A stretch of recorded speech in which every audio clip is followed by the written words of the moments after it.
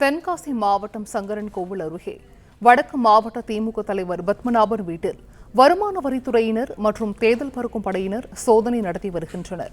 இது குறித்த முழு விவரங்களையும் செய்தியாளர் பிரபு வழங்க கேட்கலாம். பிரபு, வணக்கம். இது குறித்த விவரங்கள். வணக்கம். தென்காசி மாவட்டம் சங்கரன்கோவில் சட்டமன்ற தொகுதிக்குட்பட்ட குருவிகுளம் ஒன்றியம் கஸ்தூரி ரங்கபுரம் பகுதியைச் சேர்ந்தவர் தென்காசி வடக்கு மாவட்ட திமுக அவைத்தலைவர் பத்மநாபன். ஓய்வு பெற்ற ராணுவ வீரரான இவர் தற்போது திராவிட முன்னேற்ற கழகத்தில் இணைந்து பணியாற்றி வருகிறார்.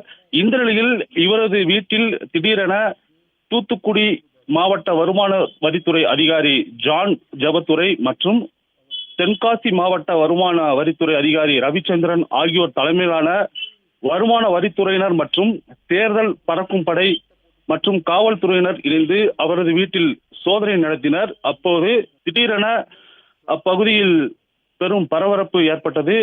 இந்த பகுதியானது தூத்துக்குடி மாவட்டத்தை சேர்ந்த பகுதி என்பதாலும், ஆனால் அப்பகுதி மக்களுக்கு வாக்குரிமை என்பது தென்காசி பாராளுமன்ற தொகுதிக்குட்பட்ட பகுதி என்பதால் 2 மாவட்ட தேர்தல் மற்றும் அதிகாரிகள் தொடர்ந்து ஆய்வு மேற்கொண்ட போது அங்கு சில ஆவணங்களை மட்டும் எடுத்து சென்று தற்போது அந்த சோதனையானது நிறைவு பெற்றதாக தெரிகிறது.